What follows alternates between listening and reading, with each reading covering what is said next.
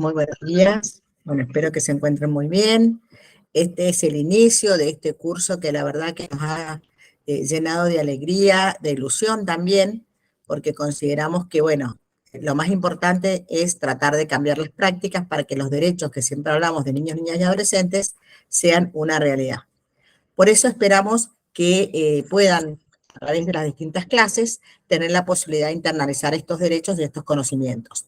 La educación a distancia tiene la particularidad de darnos la posibilidad de intercambiar en las clases sincrónicas, pero sobre todo de reflexionar en las clases asincrónicas, que son los videos que ustedes van a ver, con la lectura también de las sentencias, de los distintos instrumentos que hemos mandado, y sobre todo también con el aporte que puedan hacer a través de los trabajos prácticos. Hemos generado un foro, hemos generado también algunos trabajos que pueden hacer con algún otro compañero, intercambiando, y sobre todo el tema interdisciplinario que pretendemos también, ¿no es cierto?, sea un eje central en este curso. Justamente de ese tema vamos a hablar en este momento, para poder evaluar, trasuntar y de qué manera los derechos tienen que atravesar con una perspectiva de infancia, una perspectiva, ¿no es cierto?, de niñez, todas las decisiones, todos los escritos que presentan los abogados, todas las decisiones de los magistrados, todas las evaluaciones de los distintos profesionales, ¿no es cierto?, como también todo lo que tiene que ver con la terapéutica, o sea, con aquellos profesionales que también tenemos en este curso como disertantes, como capacitadores, que se encargan de esta de coordinación parental o bien de esta atención. Desde el punto de vista social, también nos parece muy relevante, ¿no es cierto?, la evaluación de la familia, de su entorno, de la red, del sostén que pueda tener el niño y la niña, y sobre todo de la necesidad que también va a tener de poder tener presente en cada una de sus situaciones a lo que sus derechos mandan. Así que por mí estoy muy feliz de que esto pueda ser una realidad y de que puedan ustedes realmente internalizar a partir de lo que los docentes, las clases de los días sábados, que ahora tenemos, ¿no es cierto?, nada más que 5 veces para encontrarnos, pero de todas maneras, sobre todo a través de mensajes también. Pienso, si están de acuerdo, una vez que estén todos matriculados, hacer un grupo de WhatsApp.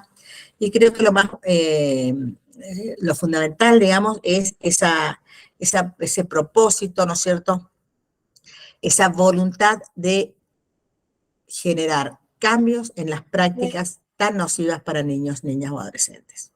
Así que muy feliz de estar con ustedes, voy a hacer una presentación.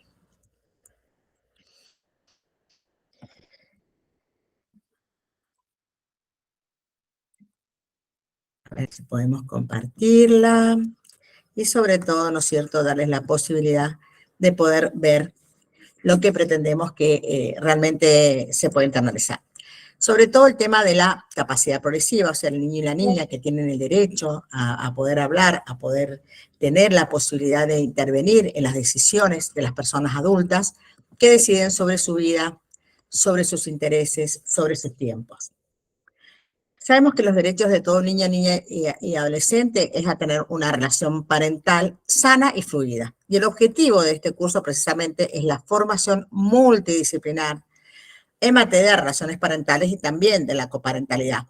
¿Para qué? Para la prevención, erradicación y gestión de la violencia que se produce en muchos niños, niñas y adolescentes, como hemos visto y como han visto ustedes también en los distintos videos o van a ver, respecto de aquellos progenitores o parientes que los tienen a cargo, que muchas veces con un ánimo de protección obstruyen el vínculo, otras veces con un ánimo de conflicto, pero en general no tienen una conciencia del daño que hacen a los niños y niñas que se encuentran en medio de estas situaciones.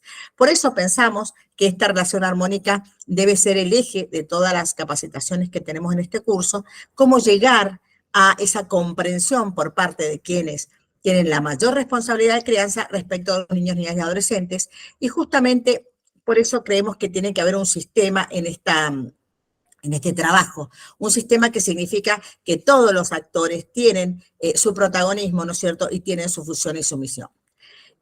Precisamente lo que siempre nos dice la Convención y que también hemos repetido, seguramente van a repetir los distintos disertantes, es lo que merece un niño o una niña. Precisamente que se le brinde paz, amor y comprensión y lo necesario para formarse y desarrollarse como persona.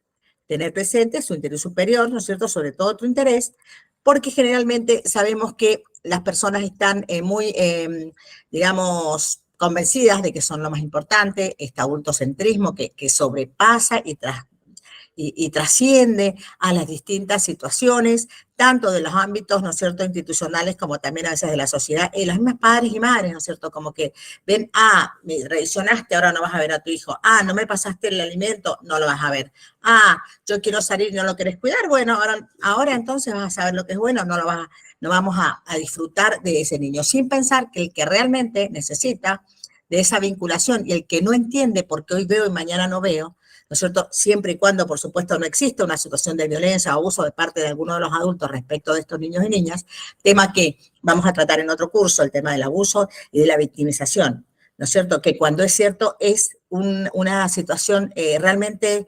digamos, que destruye la vida de los niños y niñas. Pero circunscribiéndonos al tema de que no exista este tipo de situación de abuso, violencia, y que este niño o niña merece y necesita y está acostumbrado a veces a ver a las dos personas porque en algún momento quizá convivieron o una buena relación y luego abruptamente se puede cortar. Entonces, cuando decidimos, como progenitoras, progenitores, cuando resolvemos, ¿no es cierto?, como partes de este poder, ¿no es cierto?, de administrar justicia, tenemos que pensar fundamentalmente en este interés superior, en esta perspectiva de infancia. ¿Qué merece el niño y qué necesita independientemente de qué hacen papá y mamá, ¿no es cierto?, o los parientes de papá y mamá, o mamá, mamá, o papá, papá?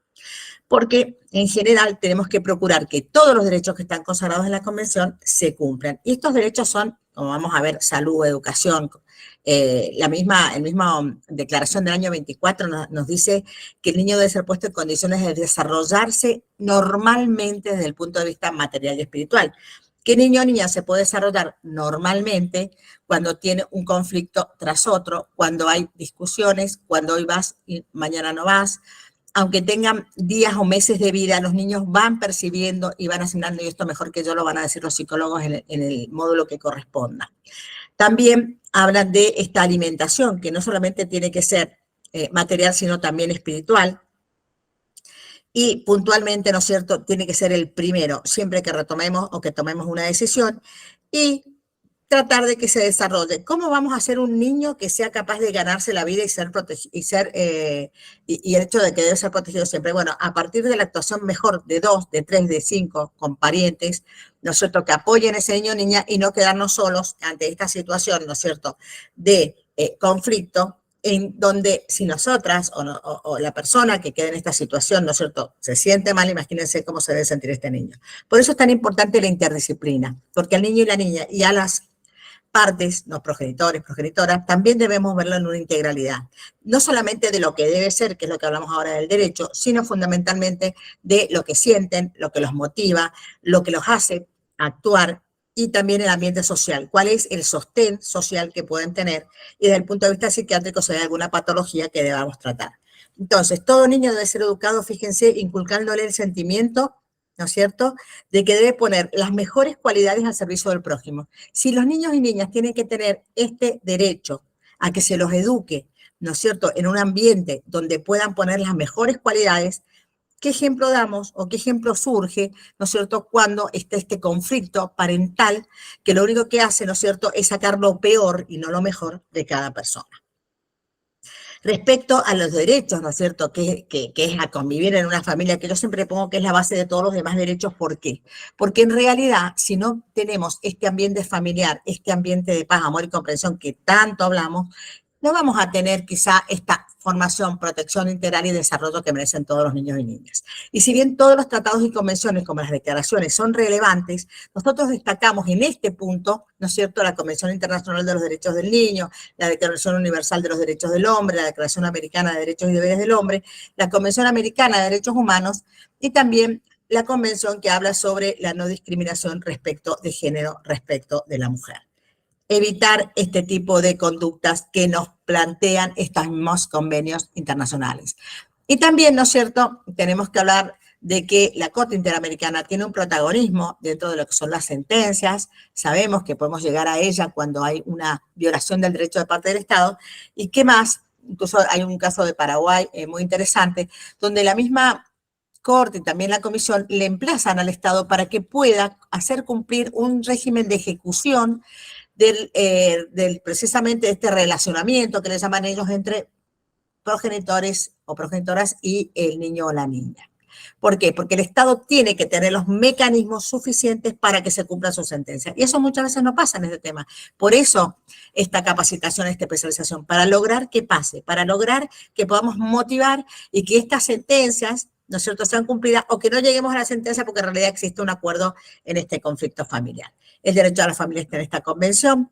Como dijimos, también la Convención Internacional de los Derechos de Niñas y Niñas habla de la no discriminación, del interés superior, de este desarrollo a la vida, a la supervivencia, este principio de participar y ser escuchado. ¿En cuántos escuchas de niños y niñas en las causas que se tramitan por este conflicto de comunicación tienen el derecho de hablar y son escuchados con la tranquilidad, con la experticia, con los profesionales que es necesario que sea? ¿Sí? Porque generalmente tomamos una cámara Gesell cuando existe muchas veces, ¿no es cierto?, abuso sexual.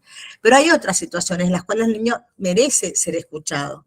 La angustia que siente cuando no puede ver a uno o cuando lo va a ver y vuelve a su casa y le preguntan y realmente se siente como, ¿no es cierto?, muy presionado por las situaciones de adultos. Entonces, ser escuchado, sí, ser escuchado especialmente y ser escuchado también porque va a resolver sobre su situación.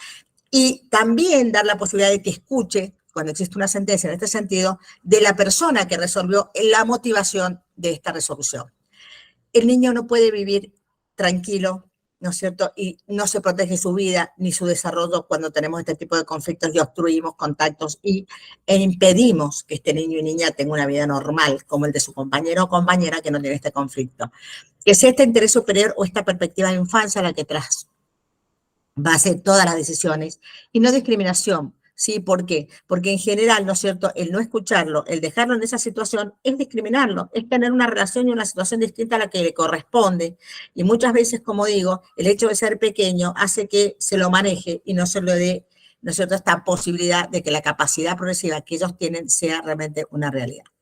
El otro tema es la responsabilidad de los estados. Sabemos puntualmente, ¿no es cierto?, que hay casos de obstrucción de contacto, que no es el tema de esta charla, lo habló muy bien la doctora Graciela Medina en una conferencia que también pondremos en la plataforma, ¿no es cierto?, que los gobiernos adoptarán todas las medidas administrativas, legislativas y de todo tipo para garantizar el cumplimiento de los derechos de la Convención. El derecho de la Convención es tener fluida relación, como dice el artículo 8, ¿no es cierto?, con los progenitores, a menos, ¿no es cierto?, que exista una razón que por su interés superior, ¿no es cierto?, esto no puede hacerse realidad, ¿no es cierto?, a revisión judicial, lo dice bien la ley.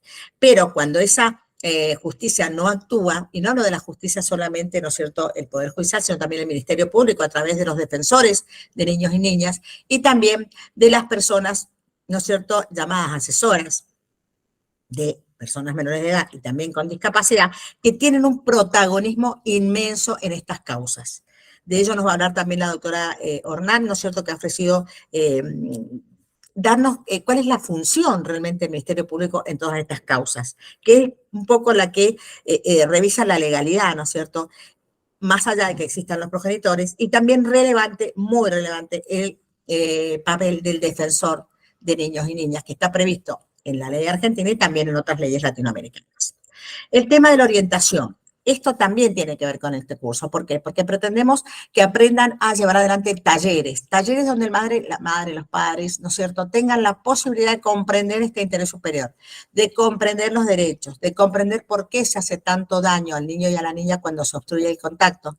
Y sobre todo, ¿no es cierto?, de su protagonismo y de su responsabilidad inmensa. También es importante el derecho a una vida digna. ¿Qué vida digna pueden llevar niños y niñas que son victimizados, maltratados, llevados de un lado para otro? No lo ves, y lo ves y te pego. También el tema de las relaciones de sus distintos progenitores, o sea, ¿qué pasa con las parejas? ¿Cómo me tratan a mi hijo? ¿Cómo no me lo tratan? ¿Lo aceptan? También esto es para trabajar. ¿Por qué? Porque a veces sucede que por una cuestión de celos o de lo que sea, la pareja de mamá o papá o de ambos padres o madres, ¿no es cierto?, que no es precisamente, no tiene el vínculo parental con estos niños o niñas, tiene una actitud que puede ser, ¿no es cierto?, de rechazo a lo mejor, del niño hacia ellos o de ellos hacia el niño. Entonces esto también hay que trabajarlo, ¿no es cierto?, terapéuticamente para que tengan una infancia y una adolescencia de inclusión familiar y no de exclusión. También el derecho a la coparentalidad, como decía recién, está previsto tanto en el artículo 8, en el artículo 9, ¿no es cierto?, que habla de los niños y niñas separados, y el tema de la reunificación familiar. Esto es fundamental. Cuando un niño o una niña no puede vivir con ambos progenitores, tiene que tener un relacionamiento con ambos, y si alguno de ellos vive fuera del país o en otra provincia, como sucede en un país tan grande como Argentina y en otros países, ¿no es cierto?, latinoamericanos, como Brasil, bueno, no voy a hablar de dimensiones territoriales, pero es cierto que pueden vivir en distintas comunas, en distintos departamentos, y bueno, lograr que ese niño o niña tengan esta posibilidad de visita más allá de la lejanía. Y cómo se organiza también es un protagonismo importante de los abogados de ambas partes. Ver cómo este régimen de coparentalidad, que en algunas legislaciones como la Argentina tiene que ir, ¿no es cierto?, anexa a un juicio de divorcio, por ejemplo, tengan en cuenta esta cuestión o dificultad a veces de traslado. No puede ir a una escuela 3 días y a otra escuela 2, como sé que ha pasado, o una mitad de año en una escuela en una provincia y otra mitad en otra. Entonces, en esos casos tenemos que ver, que pensar, que reflexionar sobre cuál sería la mejor solución. El tema de los traslados y retenciones ilícitas también, ¿no es cierto?, es un tema súper importante, que está previsto en la legislación, el procedimiento, y sobre todo, que no le hemos mencionado, ¿no es cierto?, en esta convención de La Haya sobre traslado ilícito y por qué y cómo se debe actuar desde los distintos estados, de autoridad central, para poder lograr el retorno de esa niña o ese niño a su centro de vida, o bien evaluar cuál es el mejor lugar para que continúe. Pero por supuesto siempre pensar en el interés superior de ese niño o esa niña, en qué sintió, en qué siente. También esto tiene que ver lo que se prorrogan, lo que se alargan los procesos, ¿sí? Sabemos que hay chicos que son sustraídos de su país, llegan acá y están meses, a veces años, esperando que se resuelva su restitución. Y sabemos que la misma convención habla de que después de un año hay que ver el interés superior, ¿no es cierto? Bueno, siempre tenemos que ver el interés superior, pero específicamente cuando pasa mucho tiempo. Y generalmente, ¿no es cierto?, se está atento a lo que pasa con ambos progenitores, según el abogado, según la presión, ¿no es cierto? Y qué pasa con ese niño o niña cuando demoramos 2 o 3 años en resolver si vuelve o no vuelve a su lugar de origen. ¿Qué pasa por esa cabeza? ¿Qué pasa por esa vida, por ese espíritu, ¿no es cierto?, por esos sentimientos. También el derecho a expresarse, acá está, o sea, tenemos que escuchar, ¿no es cierto? Pero ¿cuántas veces escuchamos y después decimos, no, en realidad hay que hacer esto? Y bueno, expresarle, decirle al niño o niña por qué, a pesar de que su voluntad a lo mejor es quedarse en el país donde arribó, a lo mejor hace unos años, ¿no es cierto? Porque digo, se demoran los procesos, lamentablemente, y por suerte algunos lugares, algunos códigos ya lo especifican, porque hasta hace un tiempo atrás no había a veces un proceso específico para este tipo de situaciones, que son especiales, que son realmente troncales en la vida de cada niño o niña. Entonces, expresarse, a educarse, ¿no es cierto? Por eso digo, mantener el lugar, el centro de vida, ver cuál es la mejor situación para este niño o esta niña, y también la atención, porque no deben ser maltratados, porque quieren a un progenitor, porque quieren ir con otro, porque tienen una situación difícil en una familia. O esto hace también, ¿no es cierto? No solamente hablamos del maltrato físico, sino de este hostigamiento, de esta situación difícil que tienen que atravesar. Fundamentalmente, esto lo ha dicho la Corte y también el comité, que tenemos acá una foto del anterior, este año ya hay otro comité, empezó ahora en el mes de mayo, donde está representado precisamente nuestro país por la doctora Maribelov y Panamá de Latinoamérica por la doctora Rosaria Correa Pulice y también por Luis Pedernera de Uruguay, entre los que me acuerdo. Bueno, ¿este comité qué hace? Habla de la participación de los niños y niñas en los conflictos, pero no solamente armados, sino también en los conflictos familiares, el tema de la venta y prostitución. Hay 25 observaciones, pero realmente todas hablan de este derecho a ser escuchado, del interés superior, ¿no es cierto? De precisamente la forma en que se deben interpretar las normas de la Convención. Y de ahí pasamos a ver a qué se llama coparentalidad. ¿Por qué menciono esto? Porque sabemos de qué estamos hablando, del derecho de crianza compartida, ¿sí? Que puede ser vulnerada por la separación o divorcio, o que nunca fueron pareja o nunca se conoció el embarazo. Hay distintas situaciones, pero cuando nace la criatura, esas situaciones se deben borrar y debemos centrarnos en el niño y la niña, que es producto de esa unión, ¿no es cierto? Como digo, que puede ser haber sido permanente, luego se termina, o a lo mejor una unión accidental. O también tenemos casos de las TRA, o sea, las técnicas de reproducción humana asistida, donde niños y niñas son fecundados, nada más que al solo efecto de poder dar la posibilidad de paternar, ¿no es cierto?, o de maternar, y entonces nunca existe una relación ni un vínculo, solamente, ¿no es cierto?, el aporte genético para que esta criatura nazca.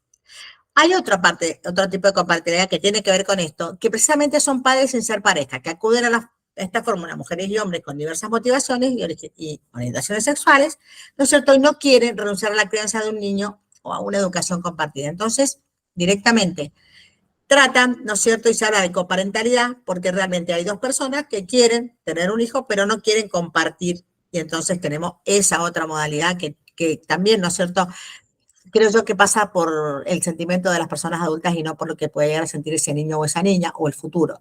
No tenemos investigaciones sobre qué pasa.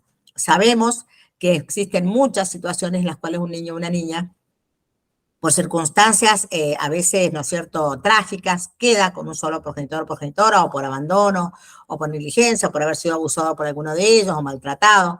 Pero generar desde el vamos, que va a tener solamente una parte de estas que necesitamos, porque muchos de ustedes han tenido los dos roles, algunos no, pero en general se considera que lo mejor es que un niño y una niña tenga este apoyo, ¿no es cierto?, parental con, digamos, de una manera, ¿no es cierto?, a la que estamos acostumbrados naturalmente.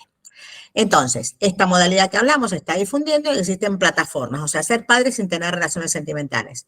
En general, esto es un nuevo modelo de ser padres y de ser hijos. La coparentalidad sabemos que es un derecho natural, inherente a todas las personas y necesario para la formación, protección y desarrollo, como hemos dicho, de niños, niñas y adolescentes, y está contemplado en toda la normativa. Se encuentra en muchos casos obstaculizado, como hemos visto, y esta conducta es altamente reprochable. En la República Argentina, como puede suceder en algunos otros países, no solamente se la evalúa desde el punto de vista familiar, en los juzgados de familia o de niñez, ¿no es cierto?, sino también en el ámbito penal. Existe una ley que es la 24.270, que nació hace muchísimos años atrás, más de 20 años, cuando también se consideró que se debía sancionar esta conducta porque no encontraban una estrategia para cambiar estas situaciones. Me parece que la penalización no es una solución, si bien puede ser una estrategia para ver si la otra parte o la parte que obstaculiza puede repensar, ¿no es cierto?, su forma de actuar, pero creo que lo más importante es la motivación, el comprender, el conversar y el terapéuticamente, ¿no es cierto?, tratar de solucionar el tema. Entonces, ¿cuáles son los problemas más acuciantes que debemos trabajar? Y me parece que una, como dije recién, la falta de agilidad de los procedimientos, porque demoran, a veces no se tienen, y eso es muy importante también tenerlo en cuenta, el tema de la interdisciplina. No se tienen los equipos técnicos para poder evaluar eficazmente, y entonces si solo vemos el tema del derecho, y bueno, la solución quizás no sea muy eficaz.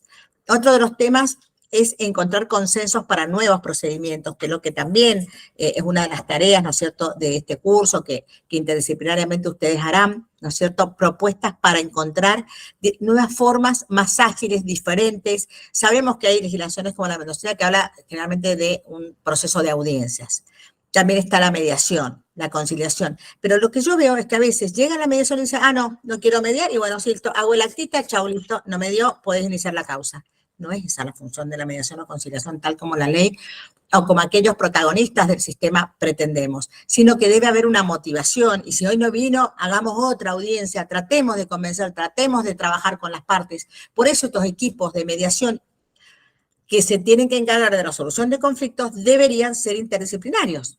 O sea, hacer evaluaciones previas, quizá en casos de obstrucción de vínculo o de régimen de comunicación, para ver cómo podemos llegar en este contexto con la ayuda del Estado, porque estos equipos precisamente dependen del Poder Judicial o algunas veces depende del Poder Administrador, depende el proceso, la provincia, el lugar, la región donde se implementen, pero creo que es muy importante este tema de poder generar una nueva forma de mediar en los temas familiares, sobre todo con proactivos. Sí, esto habla de los derechos humanos en general. El Estado tiene que ser proactivo cuando hay un tema de derechos humanos fundamental, como es este, que el niño, niña o adolescente que tiene a sus progenitores separados pueda llegar a tener una solución adecuada a sus necesidades, a sus derechos, con la intervención de los efectores que brinda el Estado. Y uno de ellos precisamente es el tema de la mediación y solución del conflicto.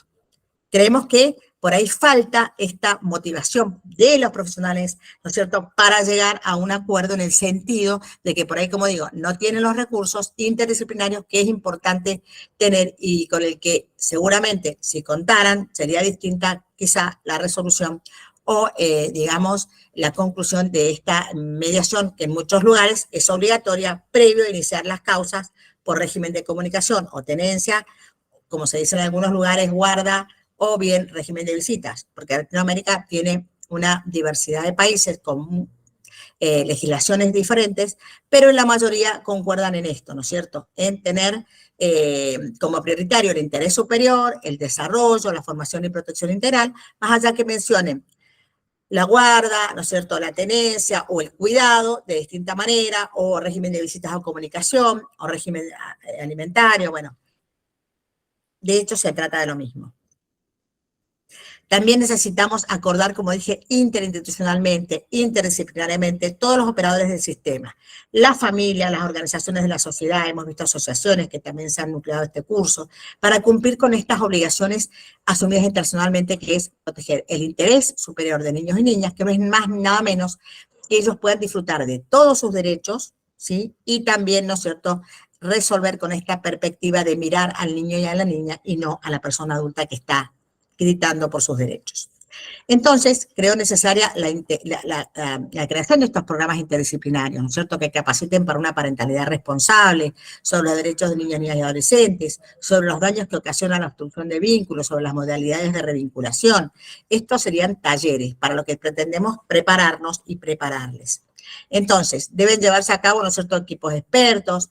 Debemos considerar por parte de profesionales, ¿no es cierto?, que no es necesaria muchas veces la suspensión luego de una denuncia. Sabemos, y bien lo dice el doctor Becar Varela en el video que hemos grabado para su participación en este curso como defensor, que muchas veces la justicia toma, digamos, una denuncia por violencia, y perfecto, que se tome, y perfecto, que se tomen las medidas cautelares, no estamos en contra de eso, pero sí que se evalúe la gravedad y sobre todo cuando medio, algo que realmente, ¿no es cierto?, sea ciertamente preocupante, podría evitarse la suspensión de ese acercamiento hacia el niño o niña, a veces cuando incluso la violencia ha sido contra la madre o denunciada contra la madre o el padre, que preservemos al niño o niña y se creen centros donde puedan llevarse adelante las revinculaciones cuando se han visto suspendidas. Y sobre todo el control y seguimiento de profesionales en coordinación parental, que también lo vamos a estudiar en este curso con muchos profesionales de amplia experiencia y conocimiento.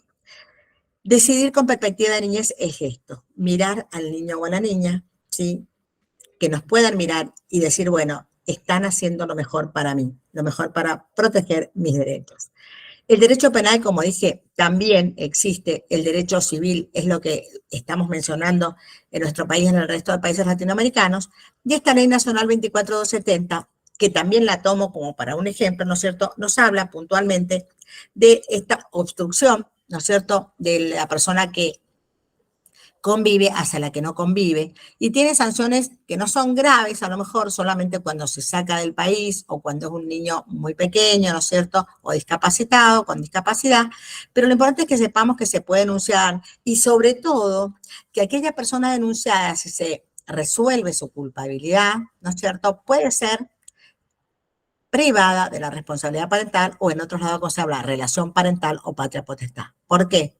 Porque precisamente lo que está cometiendo es un delito contra ese hijo o esa hija. Y eso es causal de privación, ¿no es cierto?, de responsabilidad parental, relación parental, como es en otros países, o patria potestad. En el ámbito desde el punto de vista civil, como digo, esto es importante tenerlo en cuenta. Por eso tenemos que respetar y facilitar el derecho del hijo y de la hija a mantener relaciones personales, no solamente con abuelos, con padres y madres, sino también con abuelos u otros parientes. De este tema también va a hablar la doctora Vilmaria Camacho en un video al final ya del primer módulo, ¿no es cierto?, donde nos va a manifestar cómo se trabaja, por ejemplo, en República Dominicana en estos casos, Y sobre todo, yo creo que es valorar qué importante que es para un niño o una niña tener la posibilidad de intercambiar con abuelas, abuelos, con parientes que completan su educación, que completan su formación. Hay normas importantes en el Código Civil argentino que yo muestro para las personas de Argentina, pero también que sirven como indicativo, porque toda esta normativa viene de las convenciones internacionales. O sea, esto tiene su base en la Convención Internacional de los Derechos del Niño. Entonces, es importante que, aunque esté en un código o no esté, podemos traerlo, los abogados, los otros profesionales que trabajamos en el tema, ¿no es cierto?, a nuestras peticiones, porque la mayoría de los países latinoamericanos ha suscrito estos tratados internacionales. Entonces, son una ley superior o igual, en algunos casos, a la Constitución de cada país, ¿no es cierto? Y por eso también podemos motivar, aunque no esté previsto expresamente en los códigos, sí lo podemos hacer, porque son la base normativa convencional a la que, como digo, se han suscrito varios países. Entonces, el tema de la, no voy a extender mucho en esto, pero el tema de la guarda compartida, sí, indistinta, o la guarda compartida de manera alternada, es algo que se está trabajando mucho en la República Argentina, pero que por ahí en algunos otros países se hace más difícil este tema de pensar un rato con otro, como les podrán decir también respecto de esto las profesionales que litigan, ¿no es cierto? Que en esos acuerdos hay que tener en cuenta el centro de vida, qué es lo que el niño o niña merece. ¿Sí? En algunos casos se habla de este proceso de nido, o sea, el niño queda en la casa, la niña queda en la casa y ambos progenitores van y vienen de acuerdo a los días que han acordado estar con ellos o compartir la crianza. Pero otra de las modalidades es que esté con uno y el otro tenga la posibilidad de entrar, de salir, de ver la educación, pero sobre todo pensando en el niño y la niña. Yo sé que a veces hay conflictos tan graves que las progenitores no pueden visitarse, no se pueden ver, pero bueno, en aras de este interés superior de este niño y niña que no pidió nacer en este conflicto, tenemos que tratar de ver las estrategias para que pueda llegar a ser realidad a través también de las próximas clases que van a tener sobre terapia y también, ¿no es cierto?, algunas soluciones terapéuticas y sobre todo del régimen de coordinación parental. Sabemos que hay que tener en cuenta que cuando son muy pequeños los niños, que los derechos son ejercidos precisamente por personas, por sus representantes, pero a medida que van creciendo, van adquiriendo mayores capacidades, ¿sí? Entonces, el Código Civil y Comercial, como dije, y la Constitución, la Convención de los Derechos del Niño, establecen el deber de madres y padres, ¿no es cierto?, para garantizar la satisfacción plena de estos derechos. Por ello, reiteramos, en caso de obstrucción, deben tenerse presentes las capacidades y el grado de madurez de cada niño y niña.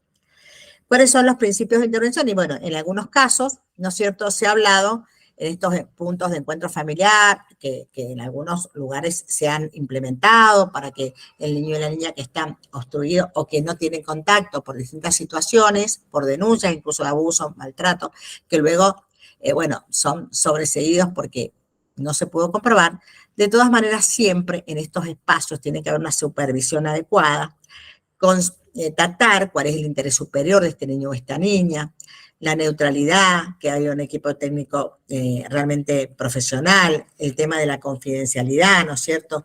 Y también que este punto de encuentro solo se realice cuando sea el mejor medio para que los niños y niñas se comuniquen, son pautas que podemos llegar a tener en cuenta.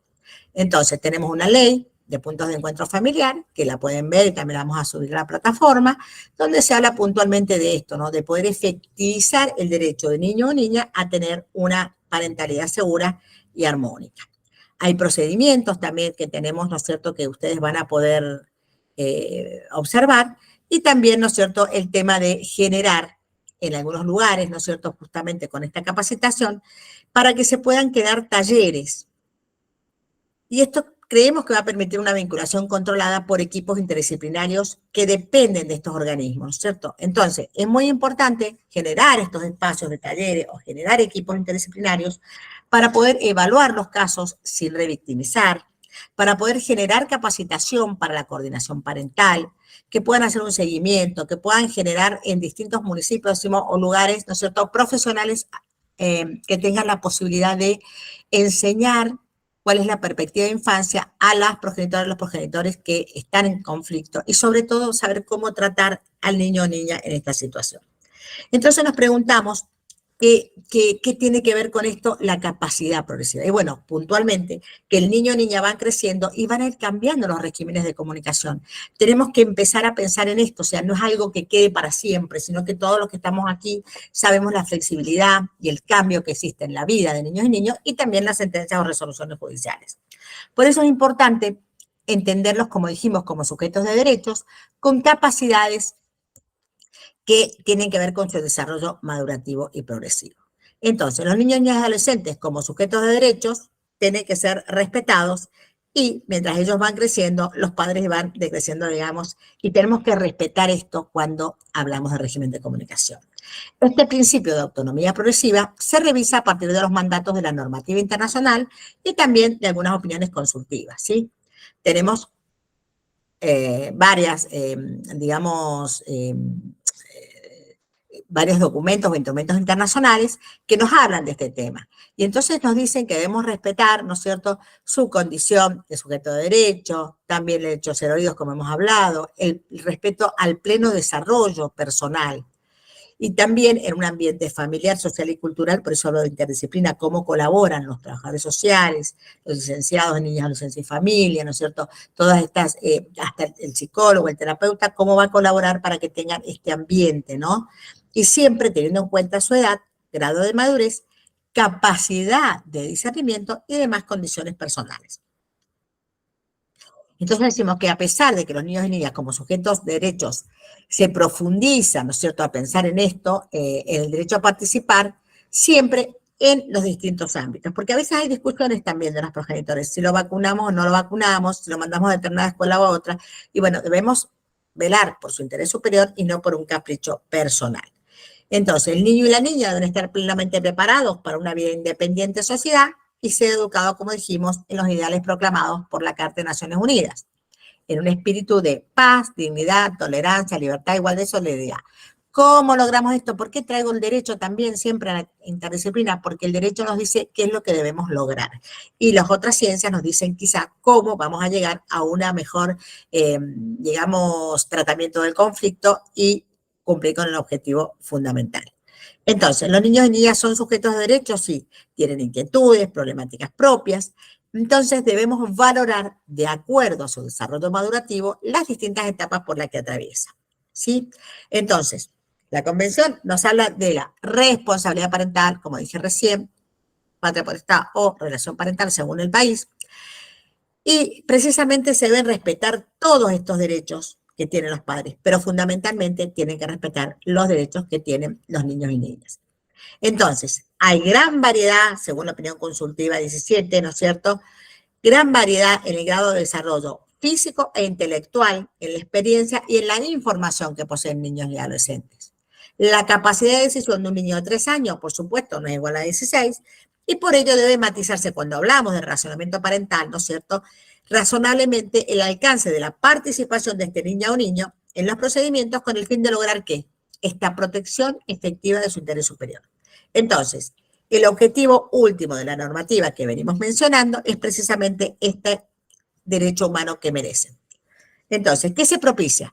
Que el principio de autonomía y consecuente participación en los actos, conflictos o intereses que los involucran sea realmente trascendente, sea el elemento troncal de cada proceso. Tener en cuenta cuál es lo que necesitan y cuál es, ¿no es cierto?, su necesidad. Respecto también a lo que es su capacidad civil y también en el aspecto procedimental. ¿Para qué? Para que este procedimiento que tenemos en las distintas circunscripciones, en los distintos lugares, distintos países o provincias, tenga en cuenta esta perspectiva. Y también la idea del desarrollo y la capacidad o autonomía progresiva que tienen niños, niñas y adolescentes. Entonces, puede ser un requisito petro esta de la capacidad. Y bueno, nosotros tenemos en nuestro código, tenemos distintas edades, 10 años en el tema de adopción, 13 a 16, ¿no es cierto?, en el tema de autorización para prácticas no invasivas, de 16 a 18 para prácticas invasivas. O sea, es como que es petro un poco el tema de a qué edad puedo.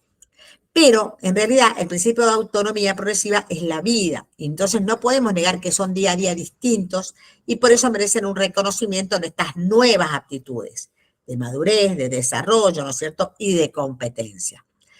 En un trabajo de UNICEF centrado en la evolución de las facultades de niños y niñas, destaca tres nociones. Una, la evolución.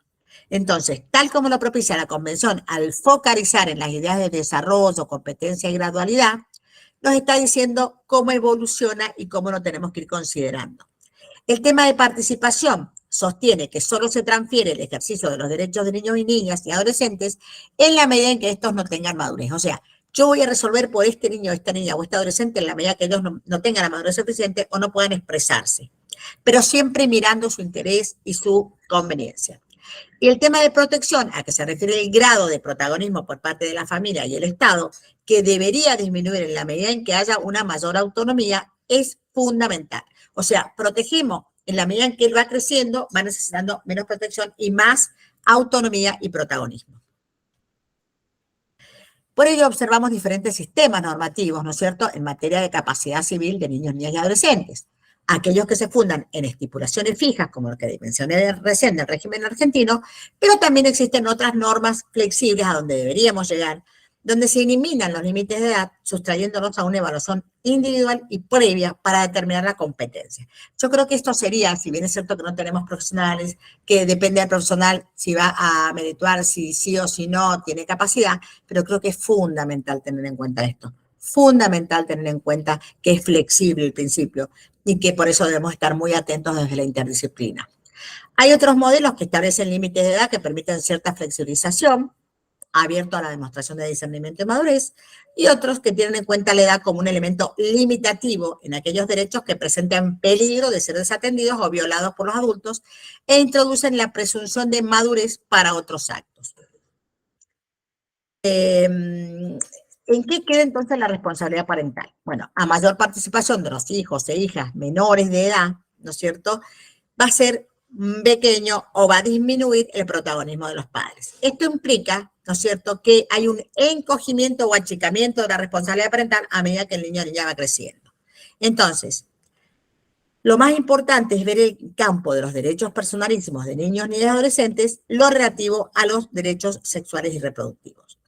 ¿Por qué? Porque es importante también protegerlos en ese sentido, ¿no es cierto? Y sobre todo, acompañarlos y acompañarlas. Entonces, tenemos que distinguir para tener clara idea de lo que es la capacidad en precisamente en esta progresividad que nos menciona la ley y que nos menciona la convención, que la capacidad es la potencialidad de hacer, implica poder, aptitud, pero es un concepto estático. En cambio, la competencia, ¿no es cierto?, es dinámico. ¿Por qué? Porque precisamente esa capacidad que nos da la ley, tenemos que saber si tenemos la competencia para ejercerla.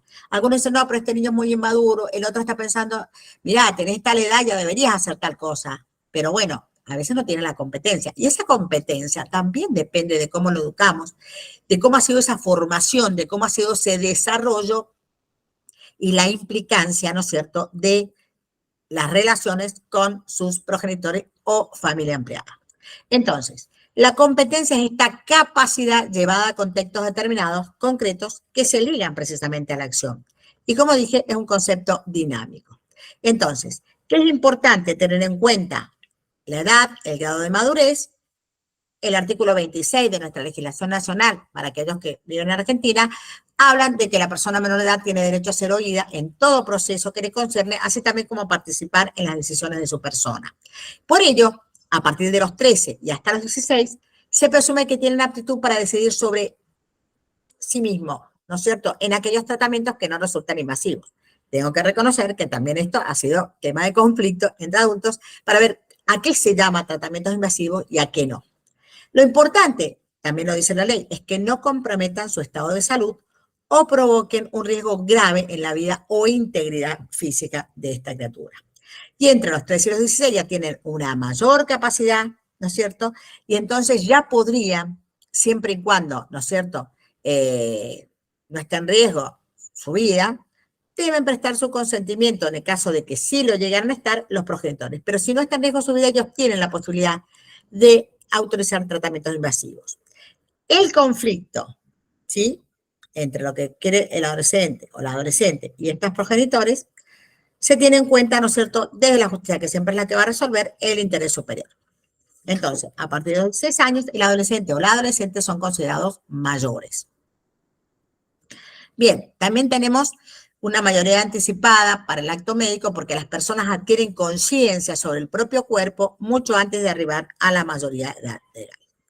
Puntualmente, bueno, estas son cuestiones que me parece importante decirlas en este ámbito. ¿Por qué?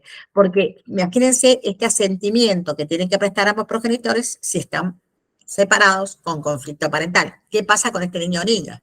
¿Sí? Yo hace poco una película donde la mamá estaba de acuerdo con que el niño, la niña, que nació niña con cuerpo de niña pero se sentía varón, hiciera y esto pasa en la vida, ¿no es cierto?, se hiciera un tratamiento hormonal para ser la persona que quería ser. Y el padre no estaba de acuerdo.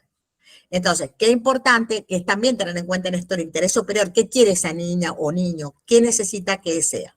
Entonces, es importante para esto tener una información médica detallada, comprender, libertad para consentir y competencia, de lo que hablamos recién, para participar en la decisión, que está diferenciado de la capacidad jurídica, o sea, poder decidir sobre esto, ¿no? Hay chicos que son muy pequeños y aunque no tengan la mayoría de edad, son adolescentes o niños, y nuestra ley de identidad de género lo plasma en ese sentido, que tienen derecho a ser escuchados y a que ese consentimiento sea informado, ¿no es cierto?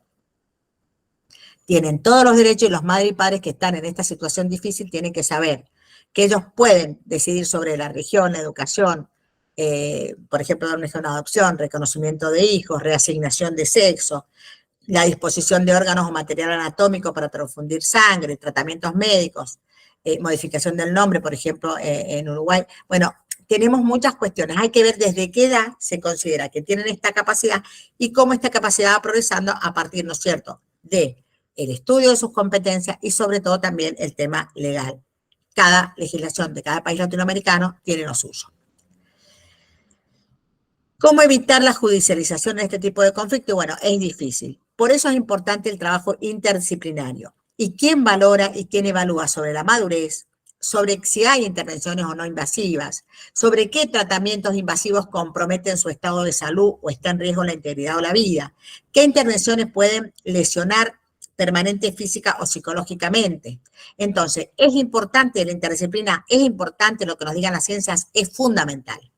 Pues la interdisciplina nace de la incontrolable indisciplina de los problemas que se nos presentan actualmente. Entonces, hay dificultad para encasillarlo, existen demandas complejas y difusas que dan lugar a prácticas sociales plenas de contradicciones, porque los mismos profesionales, como yo decía siempre, tenemos profesionales de distintas ciencias en distintos sectores. Dijimos recién que tenemos que tratar de trabajar en forma interinstitucional, o sea, desde los distintos lugares, pero a veces en la misma ciencia también, y eso hay que reflexionar, existen distintas corrientes y distintas formas de interpretar un mismo problema. Entonces, es importante el aporte de las ciencias de la salud, de las ciencias sociales, para resolver estos conflictos sobre la base de los saberes de estas ciencias, y así podemos dar una respuesta real y concreta al problema. Entonces, para finalizar esta pequeña, digamos, aporte a este curso, creo que en cada cuestión que estemos decidiendo tenemos que ayudar y dar la oportunidad de decidir. Tenemos que, ¿no es cierto?, pensar que en este primer módulo hablamos de derecho, pero que solo desde el derecho, desde la norma, no se pueden respetar plenamente a los niños, niñas y adolescentes. Tenemos que dar protagonismo, ¿no es cierto?, y escuchar también nosotros, escuchar a aquellos que estamos en el ámbito del derecho, de la magistratura, del Ministerio Público, de los distintos órganos de gestión con poder, escuchar a profesionales. Pero ¿qué es lo importante que podamos generar en estos profesionales? El compromiso, la especialidad, y no despreciar una ciencia por otra. Ninguna ciencia es más que otra. Todas las ciencias integramos al ser humano. Entonces, tenemos que ayudar a hacer realidad estos derechos de los que hablamos y sobre todo la felicidad de tantos niños, niñas o adolescentes. Entonces, desde ya estoy agradecida, ¿no es cierto?, por esta posibilidad, por este momento, ¿no es cierto?, que nos hemos permitido tener de reflexionar sobre los derechos de niños, niñas y adolescentes. Y todos aquellos que están haciendo el curso, los felicito y esperamos sacar algo bueno de todo esto, bueno para ustedes también como profesionales, pero sobre todo para los niños, niñas y adolescentes, que dependen muchas veces de lo que nosotros hagamos, digamos o resolvemos para que su vida sea realmente lo que merecen. Respetar sus derechos y que se concrete este ambiente de paz, amor y comprensión que siempre pregonamos. Muchísimas gracias y espero que sigan disfrutando del curso